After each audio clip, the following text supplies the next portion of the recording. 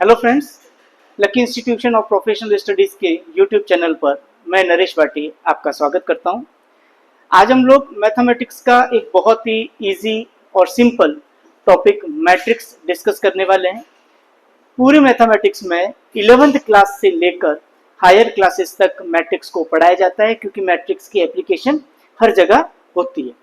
Matrix operational research में, business management में, MBA में, बीसीए में, बीएससी में और बहुत जगह अलग अलग कोर्सेज में पढ़ाया जाता है। इंजीनियरिंग में भी पढ़ाया जाता है।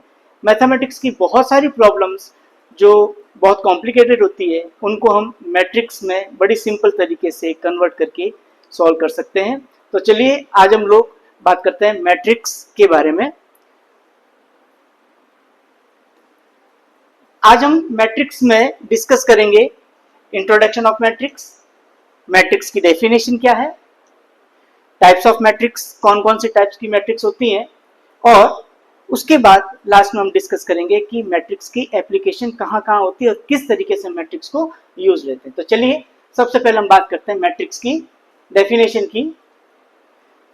A matrix A is a rectangular era of scalars. Scalar मतलब संख्याओं का, क्वांटिटीज का एक रेक्टेंगुलर एरा। कॉलम और रो वाइज जब हम संख्याओं को व्यवस्थित करते हैं तो उस व्यवस्था को ही मैट्रिक्स कहा जाता है। या अगर हम इसी को सिंपल वर्ड्स में एक्सप्लेन करना चाहें तो हम ये कह सकते हैं कि a matrix is a rectangular arrangement of numbers in row and columns. जैसा आप देखिए एग्जांपल के तौर पर यहाँ पर हम देख सकते हैं कि यहाँ पर कुछ एंट्रीज हैं, कुछ नंबर्स हैं A11, A12, A13 से लेकर A1n तक। इसी तरह से सेकंड रो में A21, A22, A23 से लेकर A2n एंट्रीज हैं। तो यहां पर हम देखते हैं कि ये हमारे जो है रो फर्स्ट, ये रो सेकंड, ये इसी तरह से थर्ड रो, और ये हमारी nth नंबर की रो कहलाती है। तो हॉरिजॉन्टल जो व्यवस्था है, जब हम संख्याओं को हॉरिजॉन्टल में एक व्यवस्थित करते हैं तो ये हमारी रो कहलाती है, और संख्याओं का ये जो वर्टिकल अरेंजमेंट है ये हमारे कॉलम कहलाते हैं। तो ये हमारा फर्स्ट कॉलम है संख्याओं का, ये सेकंड कॉलम है, ये थर्ड कॉलम है, और ये सबसे लास्ट nth नंबर का कॉलम है। तो यहाँ एक हम बात नोट करेंगे कि जो संख्याओं का जो हमने व्यवस्था की है उसमें रो का जो नंबर है उसको हम आगे लिखते हैं। ये सेकंड रो है, ये सारे एलिमेंट सेकंड रो के एलिमेंट है, और उसके जस्ट बाद हम पीछे कॉलम का नंबर लिखते हैं। जैसे ये फर्स्ट कॉलम का एलिमेंट है तो 1 हो गया, सेकंड कॉलम का एलिमेंट है तो 2 हो गया, थर्ड कॉलम का एलिमेंट है तो 3 हो गया। तो इस तरीके से हम किसी एलिमेंट के सबस्क्रिप्ट में आई और जे से, यहां देखिए ये ए आई जे, यहाँ आई जो है वो डिनोट कर रहा है नंबर ऑफ रो को, कौन सी पंक्ति में एलिमेंट एडजस्ट जो है लिखा गया है, और जे जो है वो हमें कॉलम का नंबर बताता है कि संख्या कौन से कॉलम में लिखी गई है। तो यहां पर हमने कुल m पंक्तियां बनाई है और n स्तंभ बनाए हैं।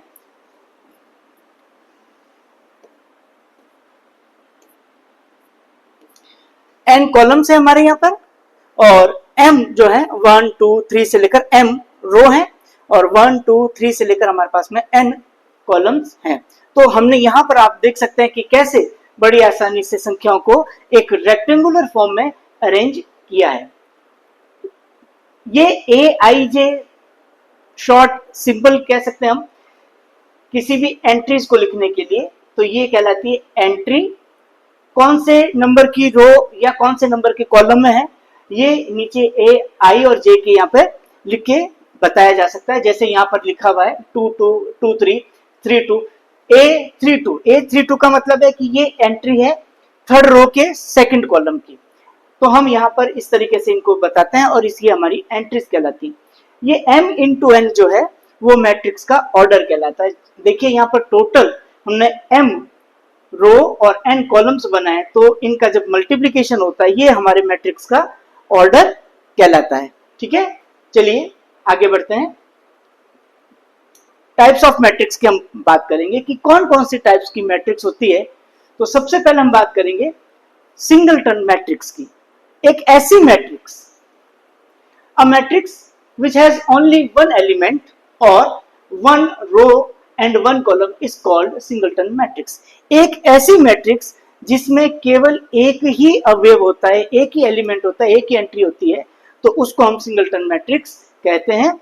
उसमें एक ही रो बनेगी, एक ही जो है कॉलम बनेगा। जैसे कि एग्जांपल के तौर पर आप देख सकते हैं, यहां पर ये एक हमारी मैट्रिक्स है जिसका एक एलिमेंट है 3, इसमें एक रो है, एक ही कॉलम है।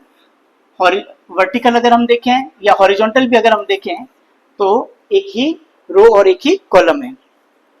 चलिए नेक्स्ट जो मैट्रिक्स आती है हमारी, वो सेकंड मैट्रिक्स हमारी है रो मैट्रिक्स। नाम से ही पता चल रहा है कि row matrix. Row matrix means a matrix in which all elements in one row only is called row matrix. जहां पर सारे एलिमेंट केवल एक रो में व्यवस्थित किए गए हैं उसको हम रो मैट्रिक्स बोलते हैं।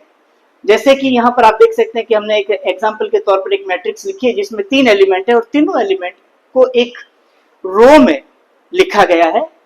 ठीक है, तो ये हमारी एक रो मैट्रिक्स का एग्जांपल हो गया।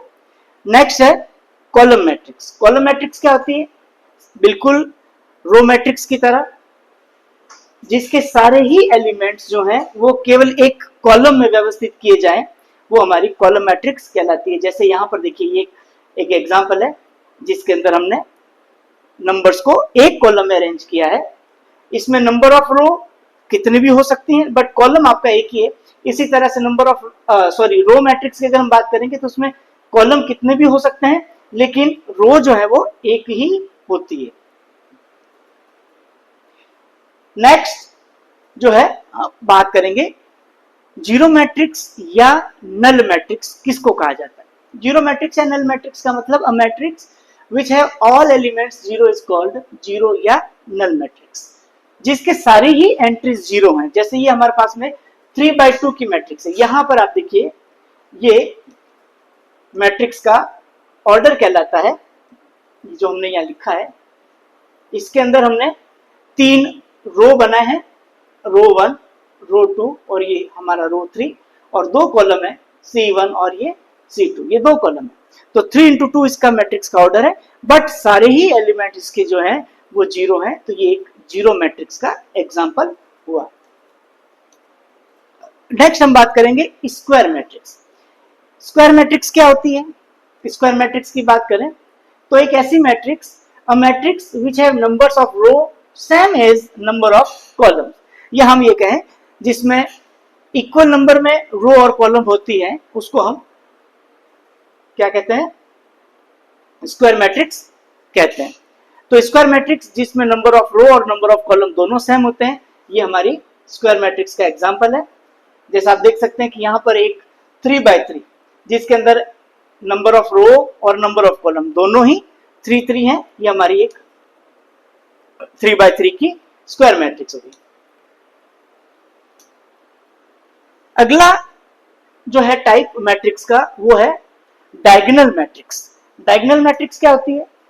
एक स्क्वायर मैट्रिक्स जिसके except main diagonal elements are zero, जिसके जो मेन डायगोनल है उसके एलिमेंट्स को छोड़कर बाकी सारे एलिमेंट्स जीरो हो, उसको हम डायगोनल जो है मैट्रिक्स बोलते हैं। जैसे आप यहाँ देखिए, अब यहाँ पर मैं आपको कुछ चीज समझाना चाहूंगा कि हमारी एक मैट्रिक्स है, स्क्वायर मैट्रिक्स होना बहुत जरूरी है। किसी दूसरे ऑड ऑर्डर की मैट्रिक्स के अंदर हम डायगोनल नहीं बना पाएंगे।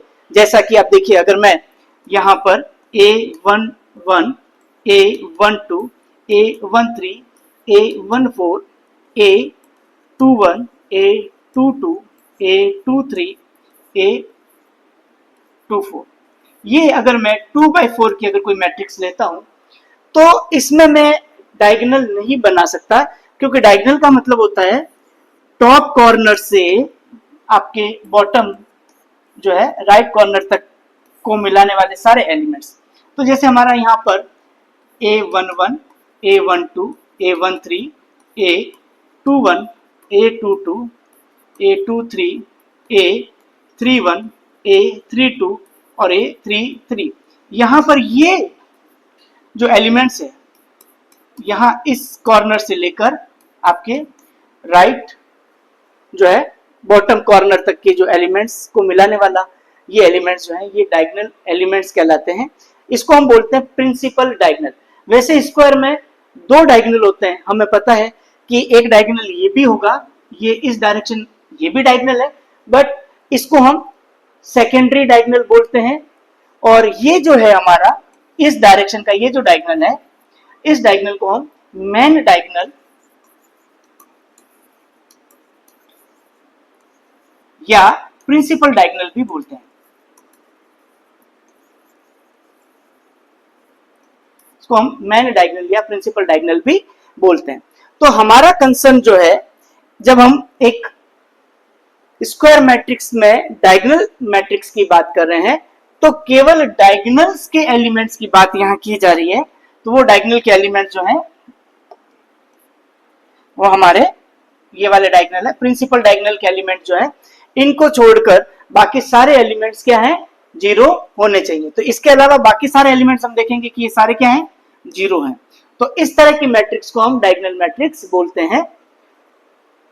अब जो भी डायगोनल मैट्रिक्स बनेगी वो हमेशा एक स्क्वायर डायगोनल मैट्रिक्स ही बन सकती है, किसी दूसरे ऑर्डर की मैट्रिक्स का हम डायगोनल मैट्रिक्स नहीं बना सकते। अब डायगोनल मैट्रिक्स को अगर हमें जो मैथमेटिकल लैंग्वेज में अगर डिफाइन करना हो तो हम कैसे लिखते हैं, ये किसी भी मैट्रिक्स को लिखने का एक शॉर्ट सिंबल है। ए मैट्रिक्स है जहां के एंट्रीज को ए आई जे से डिनोट किया गया है, और ये n इंटू एन मैट्रिक्स का ऑर्डर रिप्रेजेंट कर रहा है। n इंटू एन मीन्स ये एक स्क्वायर मैट्रिक्स की बात कर रहा है।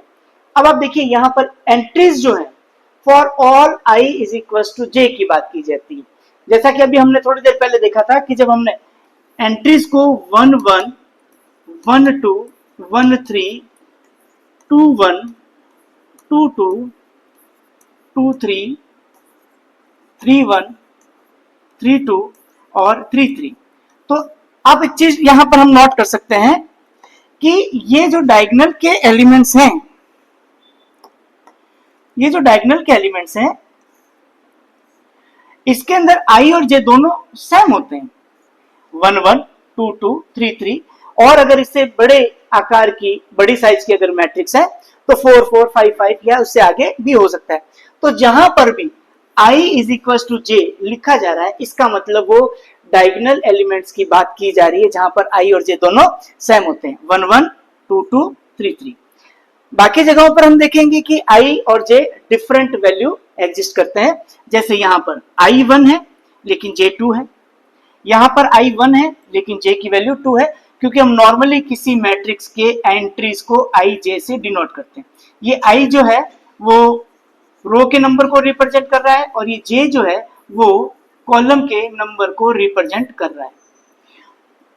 इसी तरह से यहां पर i अलग है, j अलग है, यहां पर भी i और j दोनों अलग हैं। तो ये जो एंट्रीज हैं जो डायगोनल की नहीं है वो सारी एंट्रीज जीरो होनी चाहिए, और i और j जहां पर इक्वल है मींस डायगोनल की एंट्रीज जो है वो यहां पर क्या होनी चाहिए, कुछ एंट्रीज हो सकती हैं। चलिए नेक्स्ट हम डिफाइन करेंगे कि एक जो डायगोनल मैट्रिक्स है, एक डायगोनल मैट्रिक्स जिसकी अगर सारी एंट्रीज सेम कर दी जाए, जैसे यहाँ पर 5 -2 3 ये अलग अलग एंट्रीज थी, तब हमने इसको सिंपल एक डायगोनल मैट्रिक्स बोला था।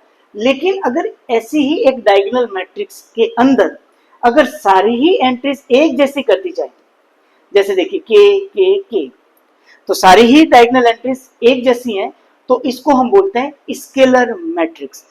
तो अगर हमें स्केलर मैट्रिक्स को मैथमेटिकल फॉर्म में डिफाइन करना हो तो हम ये कहेंगे कि A is the matrix of n into n order in which all the entries of diagonal where I is equals to j are k and remaining all entries where I is not equals to j entries are 0।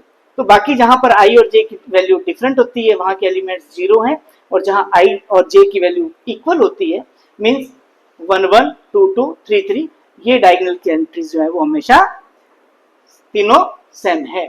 तो इसको हम बोलते हैं scalar matrix.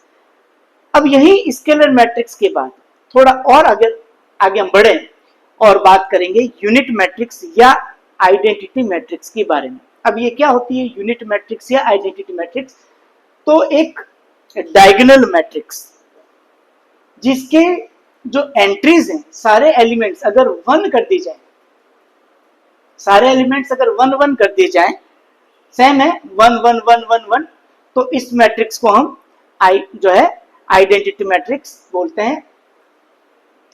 जैसे यहां पर आप देखिए ये डायगोनल जो है एलिमेंट 1 1 है, ये 2 by 2 ऑर्डर की मैट्रिक्स है, इसलिए हमने इसको I2 से डिनोट किया है। I2 means I for identity matrix, और 2 जो है वो उसका ऑर्डर रिप्रेजेंट कर रहा है। ये 2 by 2 का है, इसलिए हम इसको जनरली I2 से लिख रहे हैं। ऐसे ही ये देखिए ये एक 3 by 3 की जो है आइडेंटिटी मैट्रिक्स है, जिसके सारे डायगोनल एलिमेंट 1 1 है, तो इसको हम I3 से डिनोट करते हैं। और ऐसे ही आगे हमारा 4th ऑर्डर की आइडेंटिटी मैट्रिक्स जो है वो डिफाइन की जाती है। तो ये थी हमारी कुछ बेसिक मैट्रिक्स जिनके बारे में हमने डिस्कस किया। वैसे इसके और ऊपर हायर टाइप जो है स्पेशल टाइप्स की मैट्रिक्स होती हैं, कुछ और स्टैंडर्ड मैट्रिक्स होती हैं, लेकिन उनके लिए कुछ और अलग प्रॉपर्टीज है जो हम बाद में डिस्कस करेंगे। चलिए नेक्स्ट हम बात करेंगे, हमारा नेक्स्ट टॉपिक जो है वो है अपर ट्रायंगुलर। अब यहां की जो मैट्रिक्स को समझिए, अपर ट्रायंगुलर मैट्रिक्स किसको बोला जाता है? एक वही AIJ से डिनोट की गई matrix order n into n है। इसका मतलब यहाँ पे भी हम जो डायगोनल अपर ट्रायंगुलर मैट्रिक्स की बात कर रहे हैं वो एक स्क्वायर मैट्रिक्स होनी चाहिए। यहाँ एक नोट करने वाली बात जो है वो ये है कि आप देखिए यहाँ पे I less than equal j। अगर हम एक मैट्रिक्स को इस तरीके से लिखते हैं A11 A12 A13 A14, इस तरीके से A21 A22 A23 A31 A32 A33, तो आप देखेंगे कि ये है जहां I और J इक्वल है। तो ये तो वो एंट्रीज है जहां पर I और J इक्वल है, जिसको हम डायगोनल एंट्रीज बोलते हैं। लेकिन डायगोनल के ऊपर की अगर हम बात करें तो यहां पर जो AIJ, ये जो I है ये I J एंट्री से छोटा है, J से छोटा है, और यहां पर I और J क्या है? बराबर है। तो जहां पर भी I J के बराबर है या I J से छोटा है, तो ये सारी एंट्रीज देखिए जहां पर हमेशा I की वैल्यू J से छोटी होगी, I की वैल्यू हमेशा J से छोटी होती है।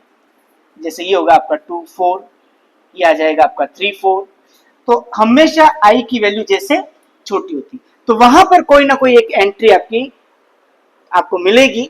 लेकिन इसके अलावा जहां पर भी I की वैल्यू J से बड़ी है, अब I की वैल्यू J से बड़ी कब होती है? जैसे यहां पर देखिए I2 है J1 है, I3 है J1 है, I3 है J2 है। तो ये वो एलिमेंट्स हैं जहां पर I की वैल्यू J से बड़ी होती है, और यहां क्या होना चाहिए? 0 होना चाहिए। तो हम ये कह सकते हैं कि डायगोनल के नीचे के सारे एलिमेंट्स अगर 0 कर दिए जाए, केवल ऊपर के कुछ एलिमेंट्स होने चाहिए, और नीचे के सारे एलिमेंट्स को अगर 0 कर दिया जाए तो वो अपर ट्रायंगुलर मैट्रिक्स कहलाती है। जैसे एग्जांपल देखिए ये वाला, ये एक अपर ट्रायंगुलर मैट्रिक्स का एग्जांपल है जिसमें हम देख सकते हैं कि जो ट्रायंगल है वो ऊपर की तरफ बन रहा है, एलिमेंट्स का जो ट्रायंगल है वो ऊपर की तरफ एक ट्रायंगल बन रहा है, तो अपर ट्रायंगुलर मैट्रिक्स हुआ। और डायगोनल के नीचे की सारी एंट्रीज जहां पर I हमेशा J से बड़ा है, वहां पर आप देखिए सारी एंट्रीज क्या है? 0 है। तो ये एक अपर ट्रायंगुलर मैट्रिक्स का एग्जांपल हुआ। चलिए नेक्स्ट हम बात करेंगे लोअर ट्रायंगुलर मैट्रिक्स की। अब क्या होती है लोअर ट्रायंगुलर मैट्रिक्स? जैसे हमने अपर ट्रायंगुलर मैट्रिक्स को डिफाइन किया था, बिल्कुल in the same way we can define a lower triangular matrix. Lower triangular matrix में भी बिल्कुल इसका उल्टा होता है। जहां पर भी आई जो है वो जे से बड़ा या बराबर होता है वहां पर कोई एंट्री जो है वो एग्जिस्ट करेगी, और जहां पर भी आई जे से अगर छोटा हुआ तो वहां की एंट्रीज जो है वो जीरो होंगी। अब देखिए यहां एक नीचे की तरफ एंट्रीज का ट्राइंगल बन रहा है, जबकि डायगोनल के ऊपर की सारी एंट्रीज ये एलिमेंट जो होता है ये 1 2 एलिमेंट है, ये वाला एलिमेंट जो है 1 3 एलिमेंट होता है, और ये एलिमेंट जो है 1 4 होता है। तो जब हम देख सकते हैं कि आई की वैल्यू जे से हमेशा छोटी है, वहां पर क्या है जीरो है, और बाकी सारी एंट्रीज क्या है नॉन जीरो हो सकती है, कुछ भी एंट्रीज हो सकती हैं। तो ये हमारी एक लोअर ट्रायंगुलर मैट्रिक्स की टाइप बन गई। अब नेक्स्ट हम जो है बात करेंगे एप्लीकेशन ऑफ मैट्रिक्स पे, कि मैट्रिक्स की एप्लीकेशन कहां कहां और कैसे यूज में ली जाती है। तो सबसे पहला एग्जांपल अगर हम बात करें कि बिजनेस के अंदर बिजनेस मैनेजमेंट पढ़ाया जाता है, कॉस्ट कैलकुलेट करना सिखाया जाता है, तो हमारे सामने एक प्रॉब्लम है। A company manufactured 3 product, its production expenses are divided into 3 categories. In each category, an estimate is given for the cost of producing a single item of each product. An estimate is also made of the amount of which product to be produced per quarter. These estimates are given in a table. तो अब देखेंगे कि यहाँ पर एक company ने अपने production के बारे में और उसके एक्सपेंसेस के बारे में जो डेटा था उस डेटा को एक मैट्रिक्स फॉर्म में अरेंज करके दिया है। यहां पर एक फर्म है जो ए बी और सी 3 टाइप के जो हैं वो प्रोडक्ट बनाती हैं, ए बी और सी 3 प्रोडक्ट बनाती है, और इन 3 प्रोडक्शन को बनाने का जो एक्सपेंसेस है, एक्सपेंसेस मींस उसको रॉ मटेरियल लेना होगा, उस पर कुछ लेबर भी होगी या ओवरहेड कुछ और अदर एक्सपेंसेस होंगे, तो उनके बारे में यहां पर जो डेटा अवेलेबल है वो एक मैट्रिक्स फॉर्म में। अब हम इस मैट्रिक्स फॉर्म को स्टडी करके हम पता कर सकते हैं कि मैट्रिक्स का ओवरऑल हमारा जो प्रोडक्शन है उस मैन्युफैक्चरिंग कंपनी का टोटल प्रोडक्शन में कितना क्या जो है वो एक्सपेंसेस रहेगा, और पर्टिकुलर किस प्रोडक्ट पर कितना एक्सपेंसेस जो है वो बेयर रहेगा। चलिए एक और एग्जांपल की बात करते हैं। एक प्रोजेक्ट में जो प्रोजेक्ट मैनेजर होता है वो अपनी पूरी कंपनी के जो डेटा है उन डेटा को वो एक जो है मैट्रिक्स फॉर्म में, हम देखते हैं कि जो एक्सेल शीट होती है वो Excel sheet exactly matrix form होती है, जहां पर अगर हम कभी किसी सेल को क्लिक करते हैं, जहां पर भी हमारा कर्सर होता है, तो टॉप कॉर्नर में उस सेल का नंबर एग्जैक्टली उसी फॉर्म में आता है जैसा हम यहां पर बता रहे थे AIJ की फॉर्म में। तो वहां पर भी आपका जो नंबर होता है उसमें कौन सा पर्टिकुलर कॉलम और कौन सी रो का एलिमेंट है वो वहां पे बताता है। तो ये हमारा एक जो प्रोजेक्ट मैनेजर है वो अपने डेटा को एक मैट्रिक्स फॉर्म में अरेंज करता है, और उसके फर्दर वो उसका ग्राफिकल या दूसरा इंटरप्रिटेशन करके जो है, चाहे वो किसी भी फॉर्मेट के अंदर उसका ग्राफिकल रिप्रेजेंटेशन करे, लेकिन डेटा जो अरेंजमेंट है एनालिसिस करने का जो बेस है वो है मैट्रिक्स फॉर्म, और इसके मैट्रिक्स फॉर्म से वो बड़ी आसानी से उसको एनालिसिस कर सकता है। तो मैट्रिक्स की दूसरी जो एप्लीकेशन होगी वो है डेटा एनालिसिस करने में बहुत इंपॉर्टेंट रोल प्ले करती है। चलिए और एक एग्जांपल की बात करेंगे। अब हमारे सामने एक जो है ये असाइनमेंट प्रॉब्लम है। असाइनमेंट प्रॉब्लम जो है ऑपरेशनल रिसर्च का एक पार्ट है, जहां पर कुछ टास्क हैं, मतलब कुछ काम है, जॉब है, जॉब 1, जॉब 2, जॉब 3, जॉब 4, कुछ अलग अलग जॉब्स हैं, और उसको करने के लिए हमारे पास में A, B और C 3 जो है वो मैन या जो हम ये कहेंगे कि ह्यूमन रिसोर्स हमारे पास में अवेलेबल है या मशीनरी अवेलेबल है।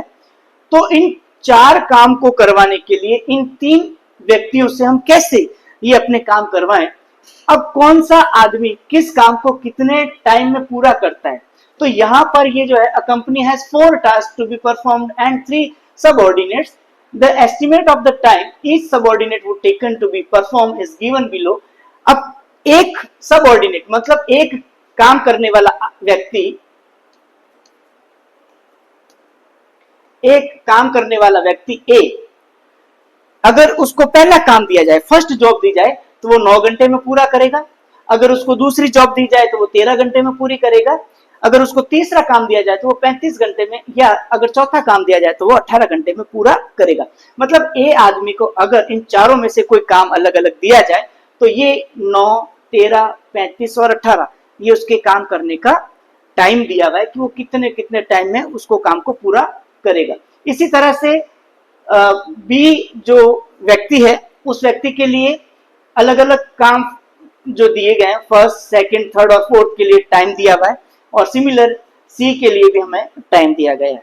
अब हम इस मैट्रिक्स की मदद से यहां पर हम असाइनमेंट प्रॉब्लम को सॉल्व करते हैं और ये पता करते हैं कि कौन सा काम किस व्यक्ति को अगर दिया जाए तो हमारे सारे काम बहुत आसानी से और बहुत ही कम टाइम में जो है पूरे किए जा सकते हैं। मतलब ऑप्टिमाइजेशन यहां पर टेक्निक यूज आ रही है। मिनिमम टाइम में हम कितना मैक्सिमम जो है आउटपुट यहां पर गेन कर सकते हैं। ये यहां पर एक मैट्रिक्स का सिंपल सा एग्जांपल है। चलिए एक और प्रॉब्लम जो बहुत ही कॉमन है, जिसको हम बोलते हैं ट्रांसपोर्टेशन प्रॉब्लम। कि ट्रांसपोर्टेशन प्रॉब्लम में अब देखिए, जैसे एक न्यूज़पेपर वाला है, वो सुबह घर से निकलता है, बहुत सारे घरों में न्यूज़पेपर डालता हुआ निकलता है, तो उसका जो टाइमिंग है वो कैसा रूट जो है ले कि उसको कम टाइम में वो ज्यादा से ज्यादा घरों में पेपर डाल सके। या मान लीजिए अगर हमें कहीं एक 10 दिन के पिकनिक के लिए कहीं बाहर जाना है और हमारा अलग अलग 3-4 अलग अलग डेस्टिनेशन को घूमने का प्लान है, तो हमें कहाँ से पहले जाना चाहिए, कहाँ से अवेलेबिलिटी जो है इजी है, कहाँ पहुंचने में टाइमिंग कम लगेगा, ये सारी चीजें जब हम एनालिसिस करते हैं तो वहां पर हम एक रोड मैप बनाते हैं। तो सारे डेटा जो है वो एक मैट्रिक्स फॉर्म में जब अरेंज करते हैं तो हमें लगता है कि हमें पर्टिकुलर किस ए से बी, बी से सी और सी से डी होते हुए जो है टूर को कंप्लीट करना चाहिए, ताकि हम कम टाइम में ज्यादा चीजों को देख सकें, हम हमारे टाइम का मैक्सिमम यूटिलाइज कर सकें। तो यहाँ पर ये एक ट्रांसपोर्टेशन प्रॉब्लम उसी टाइप का एक एग्जांपल दिया हुआ है कि यहाँ पर 3 जंगल हैं जहां से पेड़ों को काट कर उसके प्रोसेसिंग यूनिट तक भेजने की कॉस्टिंग दी गई है। कि यहां से माउंट डोरा से अगर प्लांट काट कर प्रोसेसिंग प्लांट यूनिट तक भेजने की जो है कॉस्ट जो आ रही है वो 21, अब ये रुपीज है, डॉलर हो सकते हैं, कुछ भी हो सकते हैं, 1000 में भी हो। यहां इसी तरीके से यहां 50 और अलग अलग डेस्टिनेशन से अलग अलग सोर्स तक पहुंचाने की कॉस्ट दी गई है। तो यहां ट्रांसपोर्टेशन प्रॉब्लम को सॉल्व करने के लिए भी एक मैट्रिक्स टेक्निक को यूज में लिया जाता है और उसकी मदद से हम पता कर सकते हैं कि हमें कौन से सोर्स से किस डेस्टिनेशन तक जो है वो यूज लेना चाहिए। चलिए एक और एग्जांपल की हम बात करेंगे। जैसे अब ये तो हुई एक एकेडमिक लेवल की बात है जहां पर हम मैट्रिक्स को यूज लेते हैं। डे टू डे लाइफ में क्या हम मैट्रिक्स को यूज लेते हैं? बिल्कुल। देखिए यहां पर 3 प्लेयर जो हैं वो आपस में जो है फुटबॉल खेल रहे हैं, बॉल को पास कर रहे हैं।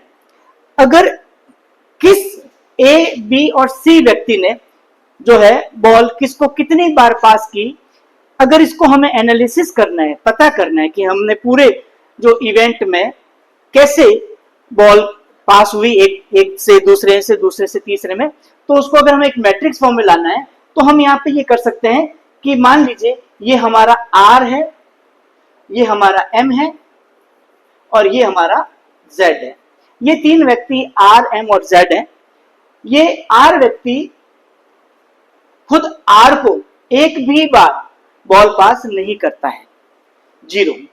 आर एम को एक बार बॉल पास करता है, एक बार बॉल आर एम के पास भेजता है, और ऐसे ही ये आर एक बार बॉल जेड के पास भेजता है। तो आर ने खुद को एक बार भी बॉल पास नहीं किया, एम को एक बार और जेड को एक बार किया। इसी तरह से अगर हम एम के पॉइंट ऑफ व्यू से अगर देखें तो एम ने एक बार बॉल पास किया है आर को, खुद ने खुद को एक बार भी बॉल पास नहीं किया, और एम ने जेड को 2 बार, 1 और ये 2 बार बॉल पास किया है। बिल्कुल इसी तरीके से अगर हम जेड का थर्ड पर्सन जो है वो जेड का अगर एनालिसिस करें तो हम देख सकते हैं कि इसने आर को एक बार भी नहीं बॉल दिया, एम को इसने 2 बार बॉल पास किया और खुद को एक बार भी बॉल पास नहीं किया। तो एक मैट्रिक्स की मदद से, अब देखिए अगर मैं केवल इस इवेंट को एक मैट्रिक्स से देखूं तो मैं बड़ी आसानी से बता सकता हूं कि किस व्यक्ति ने किसको कितनी बार बॉल पास की। तो यहां पे हम बड़ी आराम से ये इस प्रॉब्लम का एक मैथमेटिकल मॉडलिंग में एनालिसिस कर सकते हैं। ये कुछ एग्जांपल थे कि जैसे हम जहां पर मैट्रिक्स को बड़ी आसानी से यूज लेते हैं और प्रॉब्लम को बहुत ही सिंपल तरीके से एनालिसिस किया जा सकता है। तो मैट्रिक्स जो है वो संख्याओं का पंक्ति और स्तंभ के रूप में एक सिंपल सी व्यवस्था है जिसकी मदद से हम उस समस्या को बड़ी आसानी से एनालिसिस कर सकते हैं, समझ सकते हैं और उसके हल को निकाल सकते हैं। चलिए कुछ बेसिक और बातें करेंगे। जैसे रेलवे का टाइम टेबल है, आप देखते हैं कि जो ट्रेन का टाइम है, कौन सी ट्रेन किस स्टेशन पर अराइवल टाइम क्या है और वहां से डिपार्चर का टाइम क्या है, और वो पर्टिकुलर किसी रूट से होती हुई कब कब कितने कितने बजे कहां कहां कौन से स्टेशन से क्रॉस करेगी। ये सारे टाइम टेबल जो है वो एक मैट्रिक्स, एक रेक्टेंगुलर अरेंजमेंट में लिखा जाता है। दूसरा हम देखेंगे कि जनरली स्टूडेंट्स की जो मार्कशीट होती है, हम छोटी क्लास से लेकर हायर क्लास तक पढ़ते हैं तो हमने देखा है कि हमारी जो मार्कशीट होती है, नंबर्स जिसमें लिखे जाते हैं, वो एक मैट्रिक्स फॉर्म में होती है जिसके अंदर एक कॉलम सब्जेक्ट को रिप्रेजेंट कर रहा होता है और बाकी कॉलम्स जो हैं वो अलग अलग असेसमेंट को रिप्रेजेंट कर रहे होते हैं। यूनिट 1 को, यूनिट 2 को, यूनिट 3 को, हाफ ईयरली, एनुअल मार्क्स को, और लास्ट जो है एग्रीगेट मार्क्स को रिप्रेजेंट कर रहा होता है। उस एक टाइम जो मार्कशीट है, उस एक मार्कशीट से हम ये पता कर सकते हैं कि एक पर्टिकुलर यूनिट टेस्ट में किस सब्जेक्ट में स्टूडेंट ने कितने मार्क्स स्कोर किए। तो वो जो नंबर लिखने का जो पैटर्न है, जहां पर जो एंट्रीज है, वो हम एक मैट्रिक्स फॉर्म में यूज लेते हैं। एक्सेल सीट का मैं आपको पहले ही बता चुका था कि हम जनरली एक्सेल सीट पे सारे लोग काम करते हैं। तो कंप्यूटर की एक्सेल सीट को अगर हम देखें तो वो भी एक मैट्रिक्स फॉर्मेट में काम करती है, तो जो हमें कंप्यूटर डेटा एनालिसिस करने में बहुत हेल्प करती है। तो यहाँ पर भी मैट्रिक्स का बहुत यूज होता है। और भी ऐसी बहुत सारी जगह है जहाँ मैट्रिक्स बहुत बहुत जो है कॉमन तरीके से, बहुत ही सिंपल तरीके से यूज की जाती है और बहुत कॉम्प्लिकेटेड प्रॉब्लम्स को बड़ी आसानी से सिंपल वे में कन्वर्ट करके उसको हम बहुत सिंपल तरीके से सॉल्व कर सकते हैं। तो ये आज का जो लेक्चर था, ये आज का लेक्चर मैट्रिक्स के डेफिनेशन, उसके टाइप्स और सबसे इंपॉर्टेंट कि मैट्रिक्स की हमारी एप्लीकेशंस क्या है। उनमें से कुछ एप्लीकेशन हमने डे टू डे लाइफ की भी देखी और जो हमारी जीवन से जुड़ी हुई समस्याएं हैं, जैसे हमने बात की थी कि एक न्यूज़पेपर वाला ट्रांसपोर्ट का है, हम एक जगह से दूसरी जगह पर हम जब कोई सामान भेजते हैं तो अलग अलग ट्रांसपोर्टेशन वाला अलग अलग टाइप की कॉस्ट जो है वो चार्ज करता है। तो हमें कौन से ट्रांसपोर्ट से एक डेस्टिनेशन से दूसरी डेस्टिनेशन तक जो है वो कैरी करना है, ये हम सेलेक्ट कर सकते हैं अगेन मैट्रिक्स की मदद से।